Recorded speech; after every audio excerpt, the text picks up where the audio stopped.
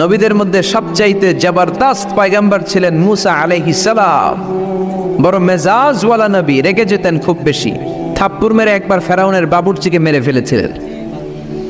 অনেক শক্তি আল্লাহ তাআলা তাকে গায়ে দিয়েছিল। তিনি একবার আল্লাহকে আবদার করে বসলেন, রব্বি আরিনি আনজুর ইলাইক। আল্লাহ, আপনি বলেছেন আপনারা দেখা যায় না, কিন্তু আমি দেখতে চাই। আমি কি করতে চাই? জোরে বলেন। আল্লাহ বললেন, লান তারানি, never you can see me, never you can see me. তুমি আমাকে দেখতে পাবে না, কারণ আমাকে দেখা যায় না। সাইয়েদনা মুসা বললেন, আমি দেখতে চাই। আল্লাহ বললেন, দেখা যায় না। মুসা বলে, দেখতে চাই। আল্লাহ বললেন, দেখা যায় না। মুসা আলাইহিস সালাম বললেন, কথা বলেন না কেন? আল্লাহ বললেন, মুসা বললেন, আল্লাহ বললেন। মুসা বলে দেখতে চাই, আল্লাহ বলে দেখা যায় না। কিন্তু সাইয়েদনা মুসা আলাইহিস সালাম ছেড়ে দেবার পাত্র নয়, হেরে যাবার পাত্র নয়, পিছু হটার পাত্র নয়। মনে যেটা উঠেছে আদায় করার পাত্র হলো মুসা, ঠিক কি না? উনি বললেন, রব্বি আরিনি আনজুর ইলাইক। আল্লাহ, আপনি আমারে দেখা দেন, আমি দেখতে চাই। আল্লাহ বললেন, লান তারানি, never you can see me. ওরে মুসা, এই বায়না ধরো না, আমারে তো দেখা যায় না। এই পৃথিবীর চামড়ার চক্ষু দিয়ে আমাকে দেখা যাবে না। মুসা বললেন, আমি দেখেই ছাড়ব। আল্লাহও বুঝাতে পারেন না, মুসাও ছাড়েন না।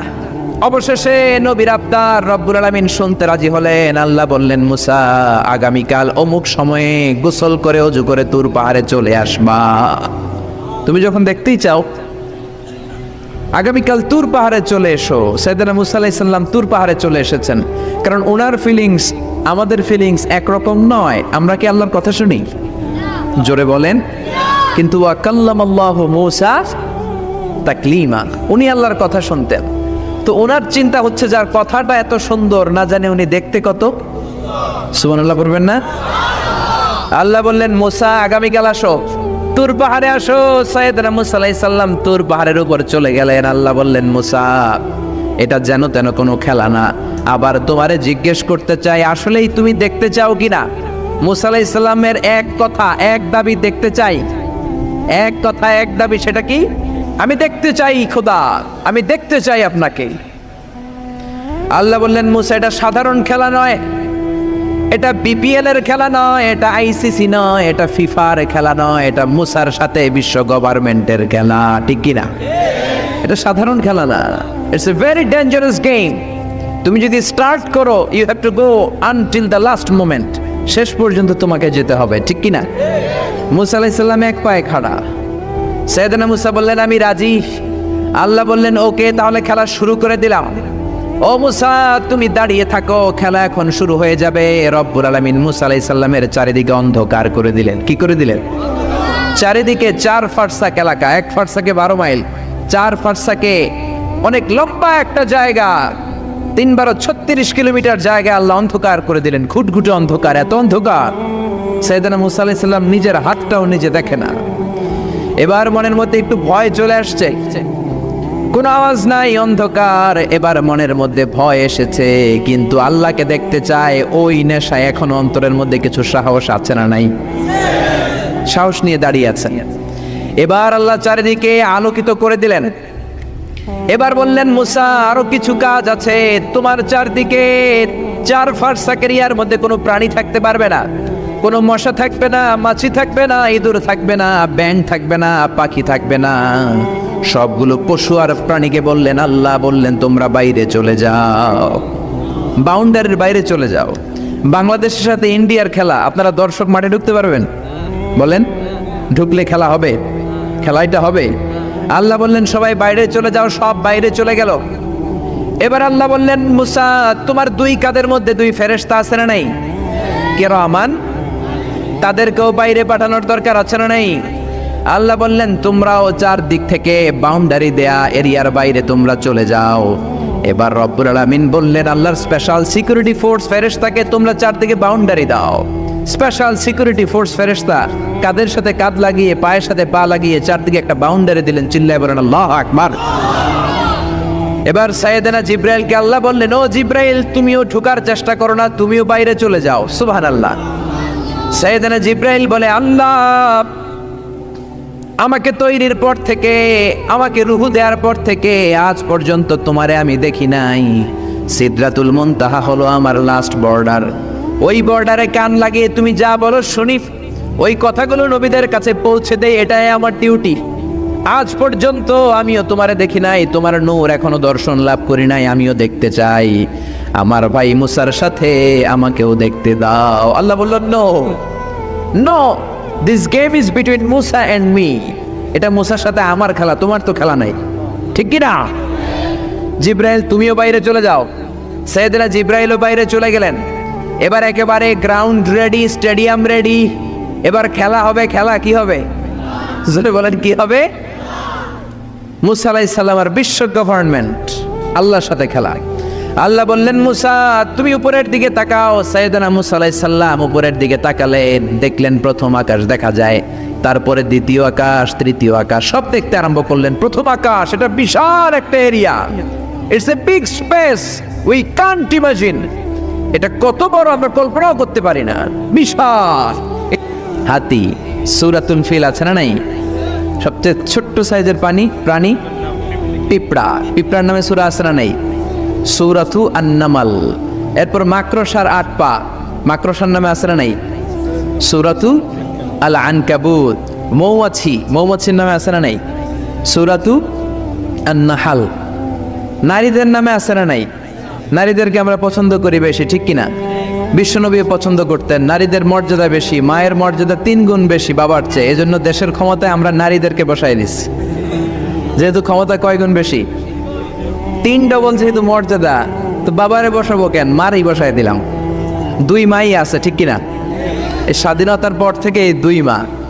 আল্লাহ করে মা দিছে কয়টা? জোরে বলেন। এই 2 মা যদি একটু আদর সোহাগ দিয়ে আমাদেরকে রাখতো, তাহলে বাংলাদেশটা সিঙ্গাপুর হয়ে যেত। চিল্লা এখন, ঠিক কিনা? সিঙ্গাপুরে আমি ছিলাম কিছুদিন, আমার প্রোগ্রাম ছিল। এবছর গিয়েছিলাম ব্যাংককে, থাইল্যান্ড। তো ওদের দেশের একটা নিয়ম আছে, সেটা হচ্ছে ম্যারিটোক্রেসি। দেশের সব নিয়োগগুলো মেরিটের ভিত্তিতে হবে, যোগ্যতার ভিত্তিতে। চাচা খালুর টেলিফোনে নয়। কিন্তু আমাদের দেশে মামা খালুর ফোনে চাকরি আছে না নাই? সিঙ্গাপুরে নাই। এই সিঙ্গাপুরটা গোটা বিশ্বে পরিচিত ছিল জেলেপাড়া হিসেবে। জেলেপাড়া মাছ ধরতো, কি ধরতো? যেই এলাকাটা মাছ ধরে খেত, এই এলাকাটা এখন গোটা বিশ্বের উন্নত ডেভেলপড কান্ট্রি, দ্য ফার্স্ট ওয়ার্ল্ডের একটা অন্যতম দেশ। চিল্লায় বলেন, ঠিক কিনা? গোটা বিশ্বের মানুষগুলো ট্যুরিজমের জন্য সেখানে যায়। চমৎকার চমৎকার ট্যুরিস্ট অ্যাট্রাকশন তারা সেখানে করে রেখেছে। ওদের ছোট্ট একটা দেশ, একটা শহর নিয়ে একটা দেশ। আমাদের এতগুলো জেলা, 64টা জেলা, ওদের এতগুলো জেলা নাই, একটা মাত্র জেলা। ওই জেলার নামেই শহর, জেলাটার নাম সিঙ্গাপুর। মূলত এটা এসেছে ইন্ডিয়ান শব্দ সিংহপুর থেকে। আগে ওখানে সিংহ থাকতো, সিংহপুর থেকে সিঙ্গাপুর। যেহেতু জায়গা কম, সেহেতু তারা 3টা সিঙ্গাপুর বানিয়েছে, উপরে একটা, মাটির নিচে আরো 2টা। আপনি মাটির নিচে গেলে অবাক হয়ে যাবেন, মাটির নিচে আরো 2 সিঙ্গাপুর। সব ট্রেনগুলো, সব গাড়িগুলো মাটির নিচ দিয়ে চলে, উপরেও কিছু আছে। তো বাংলাদেশে এরকম হতে পারতো যদি আমরা ভালো ভালো নেতা পেতাম। জোরে বলেন, ঠিক কিনা? আমরা স্বাধীনতা পেয়েছি, কিন্তু স্বাধীনতার মজা আমরা পাই নাই। 71-এ আমাদের উপর জুলুম করেছে পাক হানাদার বাহিনী, আর 71-এর পর আমাদের উপর জুলুম করছে আমাদের ভোট দেয়া নেতারাই। চিল্লায় বলেন, ঠিক কিনা? এজন্য নেতা বানানোর সময় বুঝে শুনে বানানোর দরকার আছে না নাই? যারা কোরআন পছন্দ করে, ইসলাম পছন্দ করে, আমরা তাদের সাথে আসি না নাই? আপনি কোরআন নিয়ে যদি রিসার্চ করেন, অবাক হয়ে যাবেন। মানুষের নামে আল্লাহ সূরা দিলেন, প্রাণীর নামে সূরা দিলেন, চাঁদের নামে সূরা দিলেন, সূর্যের নামে সূরা দিলেন। কি অবাক করা কাণ্ড! দেশগুলো হচ্ছে 30 ভাগ আর সাগর হচ্ছে 70 ভাগ। চিল্লায় বলেন আল্লাহু আকবার। তার মানে এই পৃথিবীর তুলনায় কত ছোট্ট একটা জায়গায় এই সূর্যপুরে আমরা বসে আছি। কত নগণ্য আমি, কত ক্ষুদ্র আমি, কত ছোট্ট আমি, ঠিক কিনা? এই পৃথিবীটা হচ্ছে আমাদের সৌরজগতের অনেকগুলো গ্রহের মধ্যে থেকে ছোট্ট সাইজের একটা গ্রহ। এই যে সূর্যের আলো আমরা প্রতিদিন পাই, যেটার আলো প্রায় 8 মিনিট 20 সেকেন্ড ব্যয় করে আমাদের দিকে আসে, সেকেন্ডে 1,86,000 মাইল বেগে। এই সূর্যটা এত বিশাল পৃথিবীর চাইতে 13 লক্ষ গুণ বড়। আরো আসতে বলেন সুবহানাল্লাহ। সূর্যই কি পৃথিবীর সবচাইতে বড় সাইজের তারা? নো, সূর্যের চেয়েও অনেক বড় তারা আছে। ব্যাটেলজিউস নামে একটা তারা আছে, যেই তারাটা, যে সূর্য পৃথিবীর চেয়ে 13 লক্ষ গুণ বড়, ওই ব্যাটেলজিউস তারা সূর্যের চেয়ে 33 কোটি গুণ বড়। তার মানে এই না বেটেলজিউসই পৃথিবীর সবচেয়ে বড় তারা। সূর্যের পরে পৃথিবীর সবচেয়ে কাছের তারার নাম হচ্ছে প্রক্সিমা সেন্টরাই, তারপরে আলফা সেন্টরাই এ, আলফা সেন্টরাই বি, এটা ক্যারিনা, বেটেলজিউস, এরকম করতে করতে এক একটা তারা বিশাল বড়। এই সবগুলো তারা মিলে আমাদের গ্যালাক্সি। আমাদের গ্যালাক্সিতে অনেকগুলো তারা। আমাদের গ্যালাক্সির নাম হচ্ছে মিল্কি ওয়ে। এর মানে এই নয় মহাবিশ্বে মাত্র একটা গ্যালাক্সি। বিজ্ঞানীদের ধারণা প্রথম আকাশের নিচে প্রায় 400 বিলিয়ন গ্যালাক্সি রয়েছে। চিল্লায় পড়েন আল্লাহু আকবার। এরকম হাজারো গ্যালাক্সি নিয়ে আমাদের ইউনিভার্স, এরকম হাজারো ইউনিভার্স গোটা বিশ্বে আছে না নাই? এই সবগুলোকে প্রথম আসমানের নিচে রেখে আসমানটাকে সুশোভিত করেছে কে? সাইয়েদনা মুসা আলাইহিস সালাম প্রথম আসমানের দিকে তাকালেন, ওনার চোখের পাওয়ার বাড়িয়ে দিল কে? উনি এই গ্যালাক্সি দেখতে আরম্ভ করলেন, ব্ল্যাক হোল দেখতে আরম্ভ করলেন, ইউনিভার্স গুলো দেখতে আরম্ভ করলেন, ডিফারেন্ট ল অফ নেচার নিয়ে যত ইউনিভার্স আছে তিনি দেখলেন। তারপরে দ্বিতীয় আকাশ, একটার চাইতে আরেকটা বড়, একটার চেয়ে আরেকটা বড়। আমরা কিন্তু প্রথম আকাশ দেখি না। নাসার বিজ্ঞানীরা আজীবন গবেষণা করেও প্রথম আকাশের নাগালে যেতে পারবে না। তারা যেখানে যায় এটা হচ্ছে প্রথম আকাশের মহাশূন্য। এটা কি? প্রথম আকাশের মহাশূন্য, তারপরে প্রথম আকাশ, তারপরে দ্বিতীয় আকাশের মহাশূন্য, তারপরে দ্বিতীয় আকাশ, তারপরে তৃতীয় আকাশের মহাশূন্য, তারপর তৃতীয় আকাশ। একটার চাইতে আরেকটা বড়। কত বড়? বিশ্বনবী বললেন তোমার হাতের আংটিটা, কোনটা? আংটিটা যদি সাহারা মরুভূমিতে ফেলে দাও, তাহলে সাহারা মরুভূমির তুলনায় তোমার আংটি যত ছোট, আল্লাহর দ্বিতীয় আকাশের তুলনায় আল্লাহর প্রথম আকাশটা ঠিক তত ছোট। এভাবে তৃতীয় আকাশ আরো বড়, চতুর্থ আকাশ আরো বড়। সাইয়েদনা মুসা আলাইহিস সালাম দেখলেন 7 আকাশ দেখলেন। তারপরে তিনি দেখলেন সিদরাতুল মুনতাহা দেখা যায়, সেখান থেকে দেখলেন 4টা ঝর্ণা, 4টা নদী, 2টা জান্নাতে ঢুকেছে, 2টা নদী সিদরাতুল মুনতাহা থেকে দুনিয়ায় এসেছে। একটা নদীর নাম হলো মিশরের নীল নদী, আরেকটা হলো ইরাকের দজলা নদী। সুবহানাল্লাহ। তারপরে নজর করে তাকালেন, সেখানে দেখলেন তিনি কোরআনের বাড়ি দেখা যায়। বাল হুয়া কুরআনুম মাজিদুন ফি লাওহিম মাহফুজ। নাম শুনেছেন? লাওহে মাহফুজ কার বাড়ি? কোরআনের বাড়ি। লাওহে মাহফুজ কার বাড়ি? নজর করে দেখে কোরআনের বাড়ি দেখা যায়। সাইয়েদনা মুসা আলাইহিস সালামের চোখের পাওয়ারকে বাড়িয়ে দিয়েছে কে? ওনার চোখের মেকানিজম, মেগাপিক্সেলকে প্রখর করে দিয়েছে কে? তারপরে নজর করে দেখলেন বাইতুল মামুর দেখা যায়, যেই বাইতুল মামুর হলো ফেরেশতাদের কিবলা। আমরা হাজে গেলে, উমরায় গেলে আল্লাহর ঘরকে সেন্টারে রেখে চারদিকে তাওয়াফ করি, লাব্বাইক আল্লাহুম্মা লাব্বাইক বলে আল্লাহরে ডাকি। ফেরেশতারা এই কাবার চারদিকে তাওয়াফ করে না, তাদের জন্য আরেকটা ঘর, আল্লাহর বানানো আরেকটা ঘর 7 আকাশের উপর আছে না নেই? সেটার নাম হচ্ছে আল বাইতুল মামুর। সব ফেরেশতারা সেখানে তাওয়াফ করে, একবার করে ঢুকে 70,000 জন। একবার যারা ঢুকার চান্স পায় কিয়ামত পর্যন্ত দ্বিতীয়বার চান্স তার কপালে জুটবে না। সুবহানাল্লাহ। তারপরে তিনি নজর করে দেখলেন আরশ দেখা যায়, কুরসি দেখা যায়। তারপরে নজর করে সাইয়েদনা মুসা আলাইহিস সালাম দেখলেন আল্লাহর 70,000 নূরের পর্দা দেখা যায়। 70,000 নূরের পর্দা দেখা যায়। সেখান থেকে আল্লাহ গায়বী আওয়াজ দিয়ে বললেন, মুসা লাস্ট ডেস্টিনেশনে চলে এসেছো, একেবারে ফাইনাল গেট। এই গেটের পরে আর ফিরে যাওয়ার কোনো জায়গা নাই। শেষবারের মতো জিজ্ঞেস করি, খেলা কি চলবে নাকি থামিয়ে দেব? সাইয়েদনা মুসা বলে চলবে। সাইয়েদনা মুসা বললেন কি চলবে? কি সাহস ওনার, কি শক্তি ওনার, কি মেধা ওনার, কি কিউরিসিটি ওনার, কি অদম্য আগ্রহ ওনার। উনি বললেন খেলা চলবে। এত দূর এসেছি, পিছনে ফেরত তাকানোর মানুষ আমি নই, ঠিক কি না? আল্লাহ বললেন মুসা তাহলে ঠিক আছে, খেলা শুরু হয়ে যাবে, একটু শক্ত হয়ে দাঁড়াও। সুবহানাল্লাহ পড়েন। এই প্রথম আল্লাহ তার নূরের তাজাল্লির ফোকাস পৃথিবীতে ঠেলে দিবেন, এর আগে পড়ে নাই। আল্লাহু আকবার। সাইয়েদনা মুসা আলাইহিস সালাম শক্ত হয়ে দাঁড়ালেন। ফালাম্মা তাজাল্লা রাব্বুহু জাআলাহু দাক্কা ওয়া খাররা মুসা সাইকা।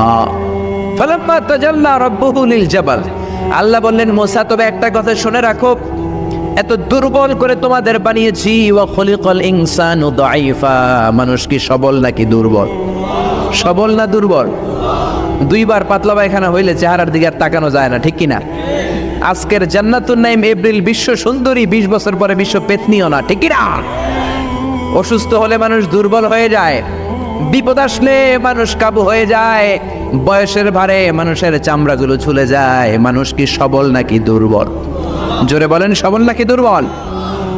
সে আল্লাহ বললেন, গোলাম চাইতে হবে শুধু আমার কাছে। সব নবীরা এইভাবে দোয়া করেছেন। সাইয়েদনা ঈসা আলাইহিস সালাম দোয়া করেছেন, আল্লাহ আপনার কাছে আমি দোয়া করি আমারে আপনি শেষ নবী বানায়া দেন। কোন নবী? জোরে বলেন, এটা কি সম্ভব? কারণ শেষ নবী একজন আছে না নাই? কি নাম? সবাই বলেন কি নাম? মুহাম্মদ সাল্লাল্লাহু। আল্লাহ বললেন, না না, উল্টা পাল্টা আবদার করো না, ওই নবুয়তি দিয়ে দেয়া হয়েছে। ঈসা বললেন, ওকে, আমি পড়েছি ইনজিলের মধ্যে ওই নবীর উম্মতদের এত মর্যাদা, বনি ইসরায়েলের অনেক নবীর চাইতে নাকি উম্মতে মুহাম্মাদের মর্যাদা অনেক বেশি হবে। আল্লাহ শেষ নবী আমাকে বানালেন না, ওকে, কিন্তু আমার উম্মতকে ওই উম্মত বানান। আল্লাহ বলেন, নো, ওইটাও দেয়া হয়ে গেছে। পাবে কে? বিশ্বনবী পাবে। বিশ্বনবীর উম্মত আমরা হলাম উম্মতে মুহাম্মাদি। আমাদের মধ্য থেকে যারা আলেম হবে, হক্কানি আবেদ হবে, আল্লাহর ওলি হবে, বনি ইসরায়েলের অনেক নবীদের চাইতেও তাদের মর্যাদা বেশি হয়ে যাবে। সুবহানাল্লাহ। এবার উনি চোখের পানি ছেড়ে দিলেন। আল্লাহ দোয়া করলাম আমার শেষ নবী বানালেন না। দোয়া করলাম আখিরি উম্মত আমারে দেন, আমারে দিলেন না। এবার আমি দোয়া করি, এই দোয়া কিন্তু ফেলতে পারবেন না।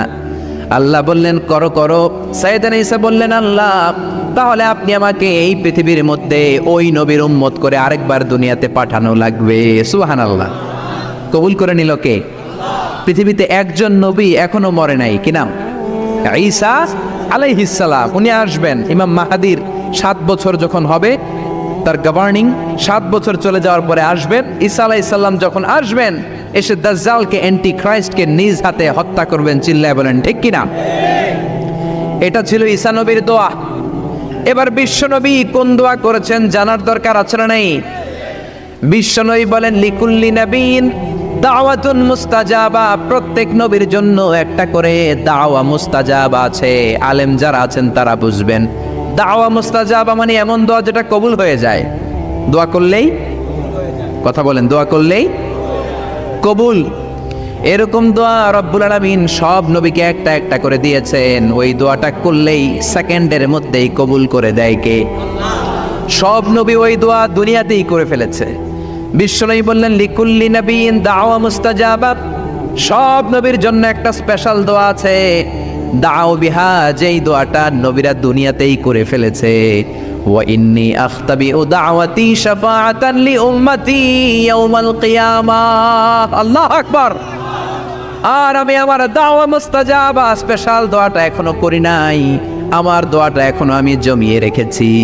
কিয়ামতের কঠিন ময়দানে আমার উম্মত যখন বিপদে পড়ে যাবে, আমার উম্মতের জান্নাতে যাওয়ার ব্যাপারে ঝামেলা লেগে যাবে, আল্লাহর অনুমতি ক্রমে শাফাত করে করে আমি আমার উম্মতদেরকে জান্নাতে ঢুকিয়ে দেব। তখন আমি ওই দোয়াটা করব। বিশ্বনবী সেজদায় পড়ে থাকবেন কিয়ামতের ময়দানে। সব নবীরাও বলবে, ইয়া নাফসি ইয়া নাফসি।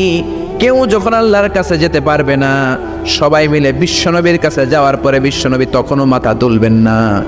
বিশ্বনবী কপাল ঠুকে কেঁদে কেঁদে বলবেন, রব্বি হাবলি উম্মতি। ও আল্লাহ, আমার উম্মতকে আপনি মাফ করে দেন। সুবহানাল্লাহ।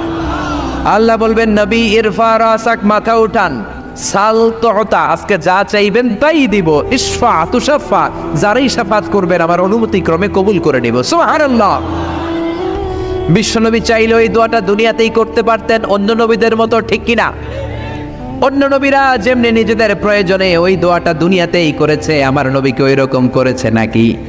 তার মানে আমার নবীর আমাদের জন্য মায়া বেশি না কম? আমার জন্য রেখে দিয়েছেন ওই দোয়াটা, আপনার জন্য রেখে দিয়েছেন দোয়াটা, আমাদের জন্য দোয়াটা রেখে দিয়েছেন। আমরা যখন কিয়ামতের ময়দানে বিপদে পড়ে যাব, বিশ্বনবী দোয়া করে করে আমাদেরকে জান্নাতে ঢুকিয়ে দিবেন, ঠিক কিনা? বিশ্বনবী দুনিয়াতে কম আঘাত সহ্য করেন নাই। যেই লোকটার বাইরের চামড়া থেকে রগ দেখা যেত, রগের ভেতর দিয়ে যে রক্তগুলো দৌড়াদৌড়ি করে সেটাও দেখা যেত। সুবহানাল্লাহ। পৃথিবী এত সুন্দর মানুষ দেখে নাই। ওই লোকটাকে পাথর মেরে মেরে তায়েফের ময়দানে রক্তাক্ত করা হয়েছে 3 বার। আমি দেখে এসেছি এবার জায়গাটা। একবার আহত হলেন, আবার উঠলেন, আবার পাহাড়ের কাছে গেলেন, আবার মারা হলো, আবার পাহাড়ের ওই পাশে গেলেন, আবার মারা হলো। 3 বার পাথর মারা হলো। বিশ্বনবী নিজের কোনো প্রয়োজনে, নিজের স্বার্থের জন্য যান নাই, তায়েফবাসীদের জান্নাত নিশ্চিত করার জন্য, তাদের ভালোর জন্য, তাদেরকে দাওয়াত দেওয়ার জন্য গিয়েছেন। তারপরও মাইর আসানা নাই, তখনও বিশ্বনবী দোয়া করেন নাই। ওই দিন যদি দোয়া করতেন, আল্লাহ তায়েফবাসীদেরকে আপনি শেষ করে দেন, সেকেন্ডের মধ্যে পুরো তায়েফকে পাউডার করে দিতে পারতো কে? উহুদের ময়দানে তীর এসে বিশ্বনবীর দাঁতের মধ্যে বিঁধে গেল, ঝরঝর করে রক্ত ঝরলো। ওই কঠিন দিনেও বিশ্বনবী ওই দোয়াটা করেন নাই, ঠিক কিনা? বদরের ময়দানে 313 জন সাহাবী নিয়ে বিশ্বনবী চোখের পানি ছাড়ছেন। আবু বকর বলেন, ইয়া রাসূলুল্লাহ, ইয়া হাবিবাল্লাহ, মাথা উঠান, আপনি এমন ভাবে দোয়া করেছেন, আমার মন সায় দেয়, আমার মন বলে আজকের দোয়া আল্লাহ ফেরাবে না, ওঠেন। বিশ্বনবী চাইলে ওই জন্য বলতে পারতেন, কুরাইশদেরকে আল্লাহ আপনি নাস্তানাবুদ করেন, করে দিত কে? প্রচন্ড ক্ষুধার সময় বিশ্বনবী যখন মক্কায় কেঁদে কেঁদে হয়রান, তখন ওই দোয়াটা করেন নাই, ঠিক কিনা? 3 বছর আত্মীয় স্বজন সহ শিয়াবে আবু তালেবে জেল খেটেছেন। কয় বছর? জোরে বলেন। প্রথম বছর খেয়েছে ছাগলের গোশত, সবাই ছাগল পালতো, নিজেদের ছাগলের গোশতগুলো খেয়েছে। দ্বিতীয় বছর কোনো ছাগল নেই, ছিল ছাগলের রোদ্রে শুকানো চামড়াগুলো পানিতে ভিজিয়ে ভিজিয়ে চামড়া খেয়েছে। তৃতীয় বছর ছাগলের চামড়াও নাই, কি নাই? তৃতীয় বছর ছাগলের চামড়াও নেই, ছিল গাছের বাকল, গাছের পাতা। শিয়াবে আবি তালেবে বিশ্বনবী গাছের পাতা খেয়ে, গাছের চামড়া খেয়ে জীবন ধারণ করেছেন। বিশ্বনবীর এলাকার লোকগুলো, মুমিনগুলো কেঁদে কেঁদে হয়রান। তখনও যদি বিশ্বনবী দোয়া করতেন, কবুল করত কে? মদিনায় দুর্ভিক্ষ, কোনো খাবার নাই, বিশ্বনবীর পেটে কোনো খাবার নাই, কোনো দানা পানা পড়ে নাই। বিশ্বনবীর কলিজার টুকরা নাতি হাসান আর হোসাইনের পেটেও কোনো খাবার নাই। বিশ্বনবীর কলিজার টুকরা ফাতেমার পেটে কোনো খাবার নাই। চাইলে বিশ্বনবী তখন দোয়াটা করতে পারতেন না? বিশ্বনবী মসজিদে নববীতে জোহরের নামাজ পড়ে হাসান হুসাইনকে দেখতে গেলেন, যে দেখে ফাতেমা রান্না করে। আসলে কি রান্না করে? চুলার মধ্যে পাতিল দিয়ে পানি গরম করে আর হাসান হুসাইনকে বুঝ দেয়, ঠিক কিনা? বিশ্বনবীর পায়ের আওয়াজ শুনে ঘুমন্ত হাসান আর হুসাইন জেগে গেল। দৌড়ে এসে নানাজিকে ঝাপটে ধরে ডেকে বলে, নানাজি, গতকাল কেন দেখতে আসলেন না? আজকে দুপুর হয়ে গেল, বিকেল হয়ে যাচ্ছে, এখন বুঝি আপনি দেখতে আসার সময় হলো? বিশ্বনবী বললেন, হাসান হুসাইন, এই তো এইমাত্র জোহরের নামাজ পড়ে আসলাম, তোমাদের খোঁজ খবর নিতে এসেছি। হাসান আর হুসাইন বলল, কি খোঁজ খবর নিবেন?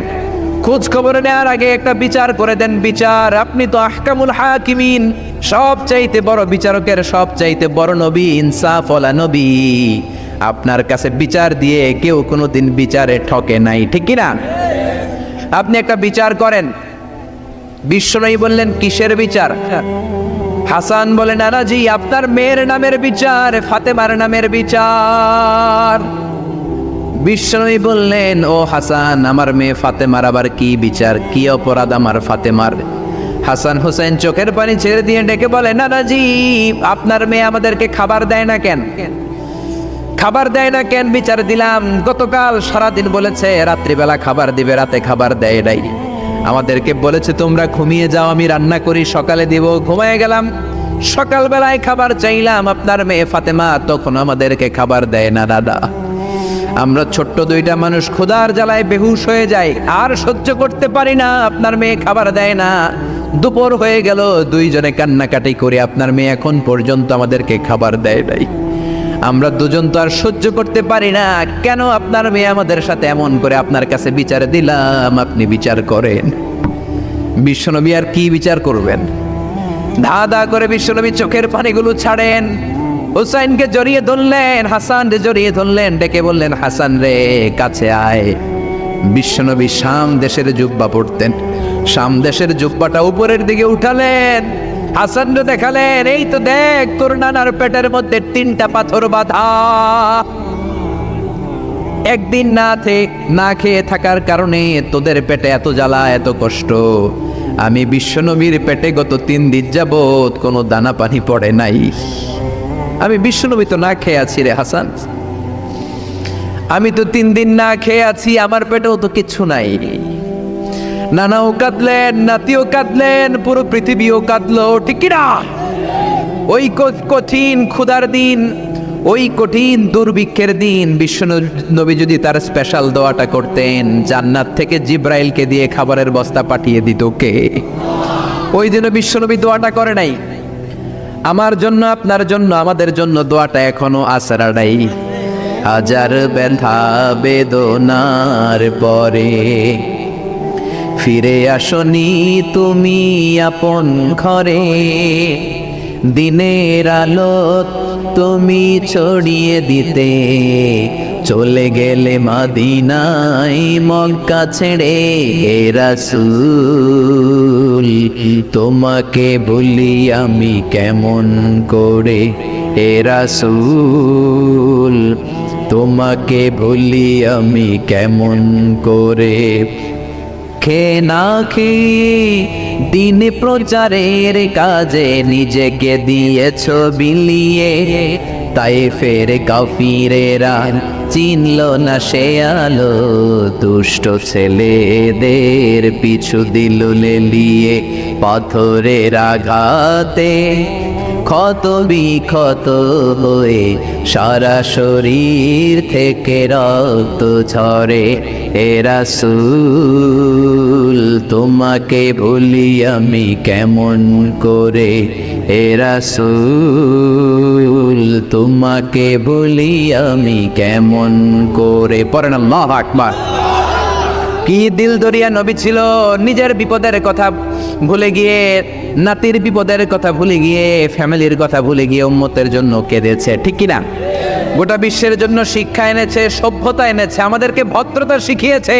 আর ওই নবীরে গালি দেয় এরকম কিছু ব্লগার বাংলার জমিনে আছে না নাই? তারা মানুষ নাকি শয়তান? এগুলো পিতৃ পরিচয়হীন জারদ সন্তান, জোরে বলেন ঠিক কিনা? দুই জায়গায় কেউ যদি আমাদেরকে ইনসাল্ট করে আমরা সহ্য করতে পারি না। এক হচ্ছে কোরআন, কোরআনকে নিয়ে গালি দিলে আমাদের কলিজায় আগুন আসে না নাই? বিশ্বনবীরে গালি দিলে কলিজায় আগুন ধরে যায়, যদি না ধরে যায় তুমি মুমিন নও, তুমি মুনাফিক। চিল্লা এখন ঠিক কিনা? বিশ্বনবীরে গালি দিলে কলিজায় আগুন লাগে, কলিজায় আগুন লাগে মুসলমান। কার কার লাগে তো হাত উঁচু করে আল্লাহর দেখা। লিল্লাহে তাকবীর, লিল্লাহে তাকবীর, লিল্লাহে তাকবীর। আল্লাহ আমাদের হাতগুলোকে কবুল করে নেক, আমরা পড়ি আমিন। আর জোরে পড়েন আমিন।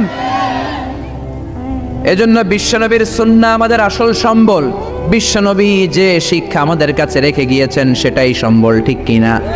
বিশ্বনবীর আগের গুনাহ মাফ, পরের গুনাহ মাফ, তারপরেও তিনি আল্লাহর কাছে যখন দোয়া করতেন ছোট্ট বাচ্চার মতো হাউ মাউ করে কেঁদে দোয়া করতেন। আমরা করি? আমাদের কান্না আসেই না। এত পাষাণ আমাদের হৃদয়, এত আধুনিকতার মধ্য দিয়ে আমরা সময় কাটাচ্ছি। সোশ্যাল মিডিয়ার ভেতরে আমাদের এত সময় দেয়া হয়। এই সোশ্যাল মিডিয়া আমাদেরকে ঘুমাতে দেয় না, আমাদেরকে স্বাভাবিকভাবে চলতে দেয় না, আমাদের অন্তরটাকে নরম হতে দেয় না, ঠিক কি না? আমাদের কান্না আসে না, আমাদের হৃদয় পাষাণ হয়ে গেছে, আমাদের হৃদয় নরম হয় না। অন্যের দুঃখে আমরা দুঃখ পাই না, অন্যের দুঃখে যারা দুঃখ পায় না তারা মানুষ হতে পারে না, ঠিক কি না? ছাগলের পেট থেকে বেরোলে ওইটারে আমরা বলি ছাগল, গরুর পেট থেকে বেরোলে আমরা ডাকি গরু, মুরগির পেট থেকে বেরোলেই সেটা মুরগি হয়ে যায়। কিন্তু মানুষের পেট থেকে বেরোলে সেটা মানুষ হয় না, ওইটারে মানুষ বানাতে হয়, ঠিক কি না? এই দুনিয়া এখন তো আর সেই দুনিয়া নাই, মানুষ নামের মানুষ আছে দুনিয়া বোঝাই। সেই মানুষের ভিড়ে আমার আসল মানুষ নাই, ঠিক কিনা? আসল মানুষের বড় অভাব। অন্যের দুঃখে কাঁদবে, অন্যের জ্বালা নিজের অন্তরেও জ্বালার সৃষ্টি করবে, সেই মানুষ আর নাই, ঠিক কিনা? বিশ্বনবীর আগের গুনাহ নাই, পরের গুনাহ নাই, তারপরেও মুনাজাতে হাউমাউ করে কাঁদতেন। তিনি দোয়ায় বলতেন, আল্লাহ ইন্নী আব্দু কবনু আব্দি কবনু আমাতিক নাসিয়াতি বিয়াদিক। ও আল্লাহ, আমি আপনার গোলাম, গোলামের ঘরের গোলাম, বান্দির ঘরের গোলাম। আল্লাহ আমি আপনার গোলাম, গোলামের ঘরের গোলাম, মানে আমার বাপ আব্দুল্লাহ আপনার গোলাম, আমরা গোলাম বংশের। সুবহানাল্লাহ। গোটা বিশ্বের শ্রেষ্ঠ মানুষটা নিজের গোলাম বলতে দ্বিধাবোধ করতো না, বলতো আমি আপনার গোলাম, গোলামের ঘরের গোলাম, বান্দির ঘরের গোলাম, নাসিয়াতি বিয়াদিক। আমার মাথার চুলের ঝুঁটি আপনার হাতের মুঠোয়, আমার চুলের ঝুঁটি আপনার হাতের মুঠোয়, গোলামের মতো যেখানেই টানবেন আমি ওখানেই যাব। আল্লাহু আকবার। এই ছিল বিশ্বনবীর বিনয়। নিজেকে গোলাম বলতে স্বাচ্ছন্দ্য বোধ করতেন, কোনোদিন জীবনে অহংকার করেন নাই। কোনোদিন বিশ্বনবী কারো সাথে মুসাফা করতে যে নিজে আগে হাত টানেন নাই, যতক্ষণ না ওই লোকটা তার হাত টেনে নিয়েছে। সুবহানাহু। আর বিশ্বনবীর হাত ছিল আলিয়ানু মিনাদ দিবাজ। বিশ্বনবীর হাত ছিল রেশমের কাপড়ের চেয়েও নরম। সিল্ক চিনেন? সিল্কের কাপড়ের চেয়ে বিশ্বনবীর হাত ছিল নরম। এই নরম হাত মুসাফার মধ্যে যে একবার পাইতো কেউ ছাড়তে চাইতো না, ধরেই রাখতো। আর বিশ্বনবী নরম হৃদয়ের নবী, কেউ যদি না ছাড়ে বিশ্বনবীও ছাড়তেন না। সুবহানাল্লাহ। ওই নবী মোনাজাতে কাঁদতেন। এজন্য ভাইরা এই কথা বললেন না আল্লাহ আমার দোয়া শোনে না, আপনি দোয়ার মতো দোয়া করেন নাই, এজন্য শোনে নাই, ঠিক কি না? দোয়া কবুল হওয়ার রহস্য হচ্ছে চোখের পানি। বিশ্বনবী বললেন দুইটা চোখের পানি আল্লাহর কাছে সব চাইতে সেরা। এক হলো জিহাদের ময়দানে রক্তের ফোঁটা, দ্বিতীয় হলো আল্লাহর ভয়ে মোনাজাতের মধ্যে চোখ থেকে বেয়ে বেয়ে পড়া পানির ফোঁটা। আবার বিশ্বনবী বললেন অনুশোচনার চোখের পানি চোখ দিয়ে নাকের ডগা বেয়ে বেয়ে জমিনে পড়ার আগে ওই দোয়াটা কবুল করে নেয় কে? এজন্য চাওয়ার সময় নিজের ছোট করেন, বলবেন আল্লাহ আমি আপনার গোলাম, গোলামের ঘরের গোলাম, বান্দির ঘরের গোলাম, আমার চাইতে ক্ষুদ্র ছোট কেউ নাই, এমন কোনো গুনাহ নাই আমি করি নাই, তুমি ছাড়া আমারে পার করার কেউ নাই, ঠিক কি না? এরকম দোয়ার মধ্যে নিজেরে ছোট করে দেন, আপনার দোয়া কবুল করবে কে? এজন্য সব সময় চাইবে একজনের কাছে, তিনি কে? একদল আছে বা এক শ্রেণীর লোক আছে, রোগে যখন পড়ে তখন আল্লাহরে ডাকে, রোগ ভালো হয়ে যায় আল্লাহরে ভুলে যায়, আছে না নাই? নির্বাচনের আগে আল্লাহরে ডাকে, নির্বাচন শেষ আল্লাহরে ভুলে যায়, আছে না নাই? সমস্যায় পড়েছে আল্লাহরে ডাকে, সমস্যা নাই আল্লাহরে ভুলে যায়, আছে না নাই? এমন করা যাবে না, সব সময় ডাকবেন। তবে রব্বুল আলামিন বলেন স্পেশাল কিছু সময় আছে, ওই সময় দোয়া করলে দোয়া কবুল করে নেয় কে? তাহাজ্জুদের সময়। এই স্পেশাল দু একটা সময়ের কথা বলে আমরা দোয়া করব। দোয়া না নিয়ে আজকে কে কে চলে যাবেন হাত তুলে দেখান তো। থাকবেন সবাই? দোয়া করে যাবেন? অল্প 2-1 মিনিট কথা বলে আমি এখন দোয়ার দিকে যাব। ওয়াদা করেছেন বসে থাকবেন। ওয়াদার খেলাফ করা কি মুমিনের আলামত না মুনাফিকের? আমরা একসাথে দোয়া করে আজকে এখান থেকে বিদায় নিব। পড়েন ইনশাআল্লাহ। তাহাজ্জুদের সময় দোয়া করবেন। ওয়া মিনাল লাইলি ফাতাহাজ্জাদ বিহি নাফিলাতান লাকা আসা আইয়াবআসাকা রাব্বুকা মাকামাম মাহমুদা। তাহাজ্জুদের নামাজ পড়লে আপনার মর্যাদা বাড়ায় দিবে কে? এখন হুজুর আমরা তো ফজরই পড়ি না, তাহাজ্জুদ কখন পড়বো? তাহাজ্জুদ তো তাদের যারা ফজর পড়ে, ঠিক কি না? ফজরই তো পড়ে না, তাহাজ্জুদ কখন? ফজরের সময় মসজিদের বেহাল দশা। ফজরের সময় যত মসজিদে নামাজ পড়লাম খালি মুরব্বী চাচাদেরকে পাওয়া যায়, ইয়াং ছেলেরা নাই। ফজরের নামাজ মুরব্বীদের জন্য নয়, ফজরের নামাজ তোমাদের মতো ইয়াংস্টার যারা আছো তাদের জন্য, ঠিক কি না? ওয়াদা করো সূর্যপুরের মসজিদগুলোতে যুবকরা যে ফজরের নামাজে মসজিদ ভরে দিবা, রাজি আছো? রাজি আছো যুবকেরা? এই যৌবন বয়সের ইবাদত আল্লাহর কাছে সবচাইতে প্রিয়। খেয়াল করে বোঝার চেষ্টা করো। যুবক বয়সে যদি গভর্নমেন্ট সার্ভিস করো, বার্ধক্যে উপনীত হলে পেনশন আছে না নাই? অনুরূপভাবে যুবক বয়সে যদি ইবাদত করো, বার্ধক্য অবস্থায় ইবাদত করতে না পারলেও পেনশনের হিসাবে তোমার আমলনামায় সওয়াব দিয়ে দিবে কে? এজন্য যুবক বয়সের ইবাদত আল্লাহর কাছে প্রিয়। মসজিদ তখন ধরে যখন আর কাজ করার সুযোগ নাই। মসজিদে তখন যায় যখন কেউ চাকরিতে নেয় না।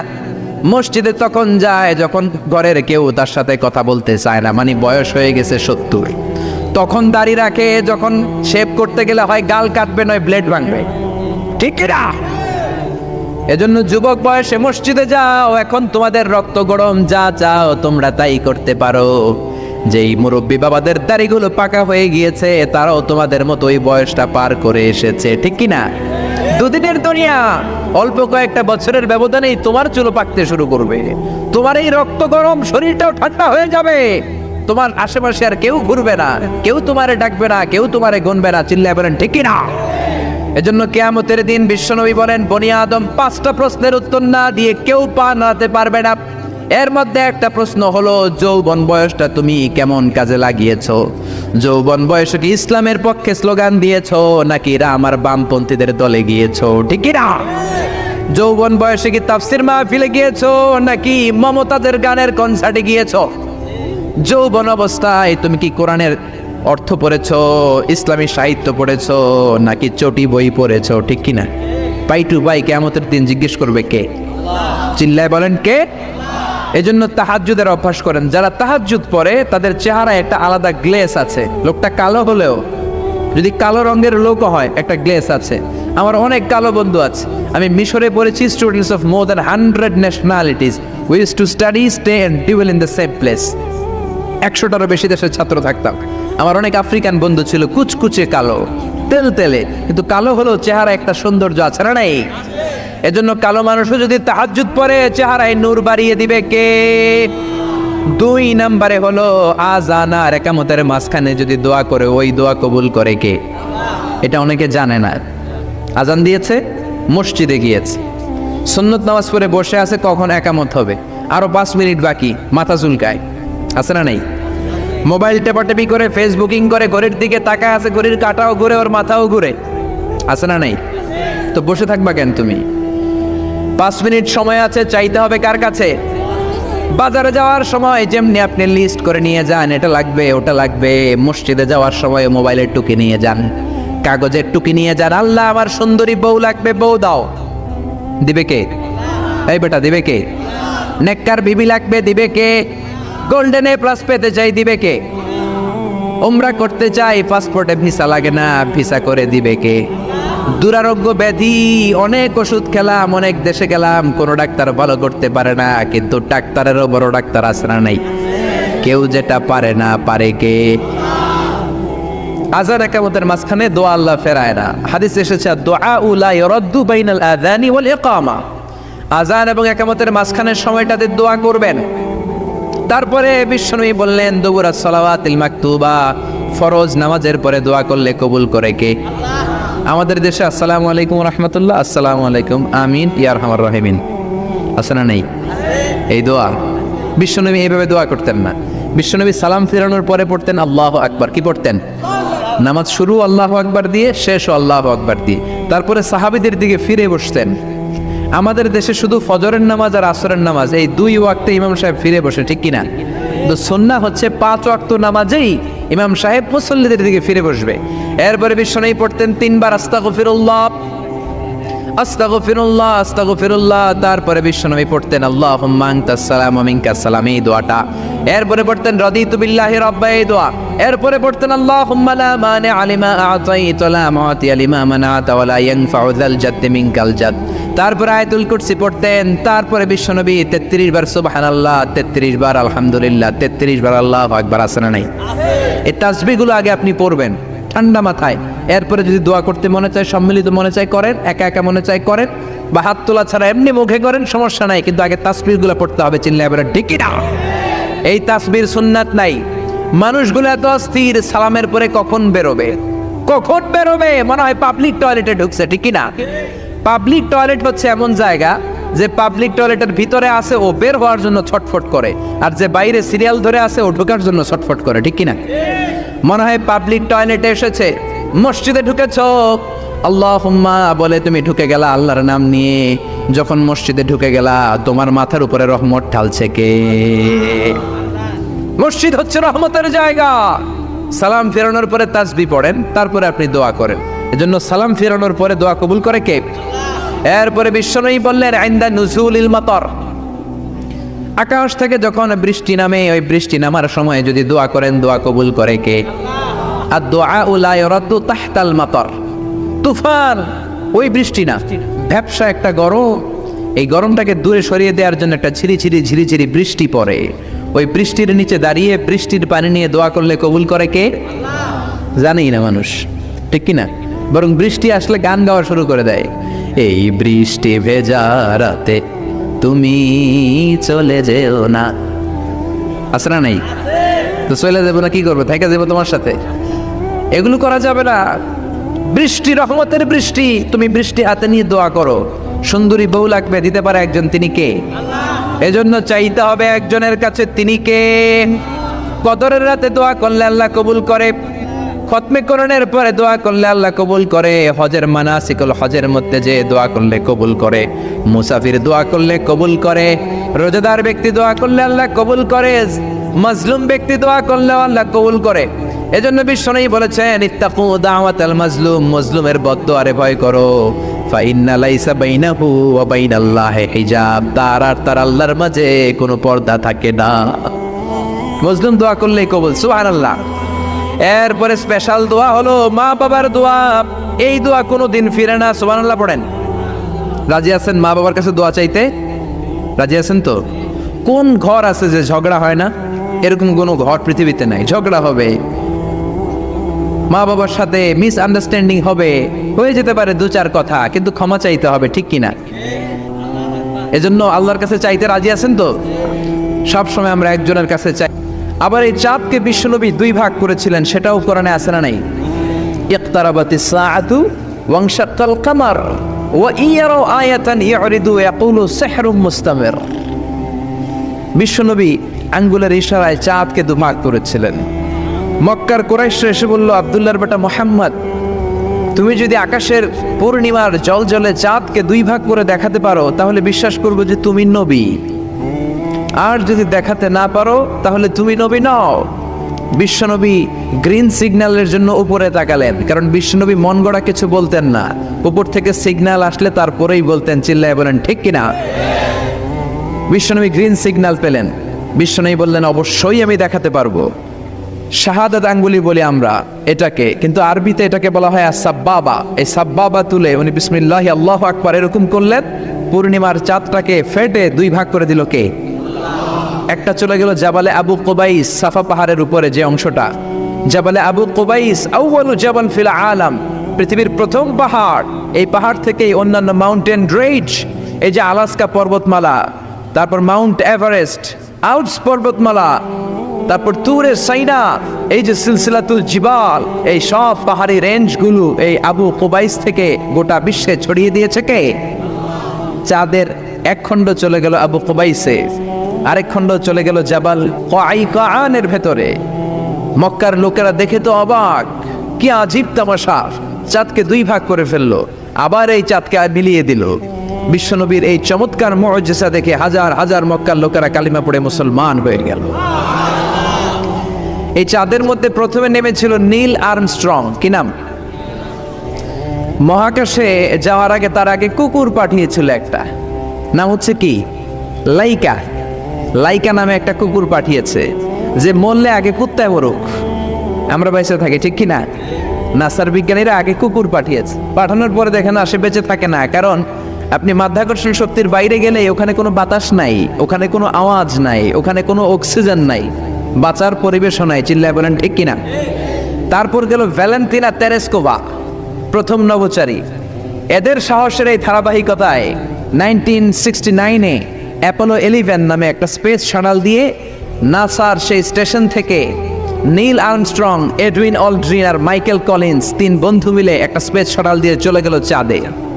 চাঁদে তারা নামলো, দীর্ঘ সফর, প্রচন্ড ক্ষুধা, খাওয়ার কিছু নাই, পকেটে ছিল চকলেট, চকলেট তারা খেলো। ইউনাইটেড স্টেটস অফ আমেরিকার পতাকা তারা সেখানে গেড়ে দিল। নীল আর্মস্ট্রং খেয়াল করে দেখে চাঁদের এই মাথা থেকে ওই মাথার মাঝখানটাতে ফাটা। ফাটিয়েছে কে? চিল্লায় বলেন কে? সে পরবর্তীতে পৃথিবীতে এসে বিশ্বনবীর বায়োগ্রাফি পড়ে জানতে পেরেছে এটা বিশ্বনবী আঙ্গুলের ইশারায় ফাটিয়েছিলেন। পড়েন আল্লাহু আকবার। আবার চাঁদের মধ্যে সে একটা মিউজিক শুনতে পেল। কি শুনতে পেল? চমৎকার একটা মিউজিক, কিন্তু পৃথিবীতে এসে কোথাও এই মিউজিক সে পায় না, কোথাও এই মিউজিকের ক্যাসেট অ্যালবাম খুঁজে পায় না। পরে আমেরিকার একটা প্রেয়ার হলের পাশ দিয়ে সে হেঁটে যাচ্ছে, হঠাৎ দেখে ওই মসজিদের ভেতর থেকে ওই মিউজিকটা বাজে যেটা সে চাঁদে শুনেছে। মসজিদে ঢুকে দেখে একজন লোক কানের মধ্যে দুই হাত দিয়ে এই মিউজিকটা বাজায়। আসলে এটা কি মিউজিক না আজান? চিল্লায় বলেন মিউজিক না আজান? সে ভিতরে ঢুকে মুয়াজ্জিনরে বলে, তুমি এত বড় সিঙ্গার, এত বড় মিউজিশিয়ান, তোমার গান, তোমার মিউজিক চাঁদেও বাজে, কি এটা? সে বলল, এটা গান নয়, এটা মিউজিক নয়, এটা হচ্ছে আজান। চিল্লায় বলেন ঠিক কিনা? সে আজানের ধ্বনি আজও আছে না নাই? কিন্তু এক দলের আজানের ধ্বনি ভালো লাগে না, এরকমও আছে না নাই? কোরআন ভাল লাগে না, আছে না নাই? ইসলাম ভাল লাগে না, আছে না নাই? বিশ্বনবীকে গালি দেয়, এরকম আছে না নাই? বিশ্বনবী গোটা বিশ্বকে শিখিয়েছে সভ্যতা, সংস্কৃতি, সিভিলাইজেশন। এই মহান মানুষটিকে যারা গালি দেয় এরা মানুষ নয়, এরা পশু, এরা পিতৃ পরিচয়হীন জারদ সন্তান। চিল্লায় বলে ঠিক কিনা? আপনি ব্রিটিশ মিউজিয়ামে যদি ঢুকেন দেখবেন সাদা পাথরের ফলকে লেখা as a father, as a teacher, as a law giver, as a law maker, as a reformer of the society, Mohammad is the superman of the world. চিল্লায় বলেন আল্লাহু আকবার। স্বামী হিসেবে, পিতা হিসেবে, নেতা হিসেবে, সমাজ সংস্কারক হিসেবে মোহাম্মদ হচ্ছে এই পৃথিবীর একজন সুপারম্যান। এজন্য বিশ্বনবীকে যারা গালি দেয় এরা মানুষের কাতারে পড়তে পারে না। চিল্লায় বলেন ঠিক কিনা? আল্লাহ এদেরকে হেদায়েত দান করুক। আমরা পড়ি আমিন। আর জোরে পড়েন আমিন। আমি সূরাতুল বাকারার 186 নম্বর আয়াত তেলাওয়াত করেছি। আল্লাহ সেখানে বলছেন ওয়া ইযা সাআলাকা ইবাদি আন্নী ফাইন্নী করিব। ও নবী, আমার বান্দারা যখন আমার ব্যাপারে জিজ্ঞেস করে যে আমি কোথায়, আপনি বলে দেন ফাইন্নী করিব, নিশ্চয়ই আমি কাছে। আল্লাহ কি কাছে না দূরে? আল্লাহ যদি তৌফিক এনায়েত করেন শেষ পর্যন্ত এই আয়াতের আলোকে আপনাদের সাথে কি করে আল্লাহকে ডাকতে হয়, কেমন করে প্রার্থনা করতে হয়, কেমন করে মুনাজাত করতে হয়, সে বিষয়ে কিছু কথা শেয়ার করব ইনশাআল্লাহ। সবাই পড়েন ইনশাআল্লাহ। ওয়া ইযা সাআলাকা ইবাদি, যখন বান্দারা জিজ্ঞেস করে আপনাকে আমার ব্যাপারে, আন্নি ফাইন্নী করিব, আপনি বলে দেন নিশ্চয়ই আমি কাছে। বোঝা গেল আল্লাহ আমাদের কাছে। চিৎকার করে বলেন আল্লাহ কাছে না দূরে? কাছে না দূরে? ওয়া নাহনু আকরাবু ইলাইহি মিন হাবলিল ওয়ারিদ। আল্লাহ বলছেন হাবলুল ওয়ারিদ, তোমার ঘাড়ের যে রগ আছে এই রগের চেয়েও বেশি কাছে। তুমি তোমার যত কাছে তোমার রব তার চাইতেও তোমার বেশি কাছে। ঠিক কি না? এখন এই যে হুজুর আমার কাছে, হুজুরকে দেখা যায় কি যায় না? উনি আমার কাছে, দেখা যায় কি যায় না? আল্লাহ বললেন আমি তোমাদের কাছে, কিন্তু আল্লাহকে কি দেখা যায়? জোরে বলেন। এখন কাছে হলে তো দেখা যাওয়া উচিত ছিল, ঠিক কি না? কিন্তু আল্লাহকে দেখা যায় না। দেখা যায়? কেউ দেখেছেন? পিছনের কেউ দেখেছেন? কেউ আমরা দেখি নাই। লা তুদরিকুল আবসার ওয়া হুয়া ইউদরিকুল আবসার ওয়া হুয়াল লাতীফুল খাবীর। তাকে দেখা যায় না, তাকে ধরা যায় না, তাকে ছোঁয়া যায় না, তাকে না দেখে বিশ্বাস করে নিতে হয়। চিল্লায় বলেন ঠিক কি না? কেমন করে আপনি তাকে দেখবেন? আপনি তো নিজেকেই দেখেন নাই। আপনি কি আপনার নিজেকে দেখেছেন? আচ্ছা বলেন তো, আপনি কি আপনার চোখ দেখেন আয়নার সাহায্য ছাড়া? এই যে আমি এখন বসে আছি, আমি কি আমার চোখ দেখতে পাই আয়না ছাড়া? আপনারা আমার চোখ দেখতে পান, আমি আপনার চোখ দেখতে পাই, কিন্তু আমরা কি আমাদের চোখ দেখতে পাই? আমরা কি আমাদের পিঠ দেখতে পাই? আয়নার সাহায্য ছাড়া কি পিঠ দেখেছেন? আয়নার সাহায্য নিয়েও তো পিঠ দেখা অনেক কঠিন, ঠিক কিনা? তো আপনি নিজেকেই দেখেন নাই ঠিক মতো, আর নিজের স্রষ্টাকে দুনিয়াতে বসেই দেখতে চান, এটা অসম্ভব। পৃথিবীতে বসে আল্লাহকে দেখা যায় না। আল্লাহকে দেখতে হলে জান্নাতে যাওয়ার দরকার আছে না নাই? এজন্য রব্বুল আলামিন বলেন গোলাম আমারে দেখা যায় না, আমারে না দেখে বিশ্বাস করতে হয়, কিন্তু দেখা না গেলেও আমি কাছে না দূরে। কাছে না দূরে?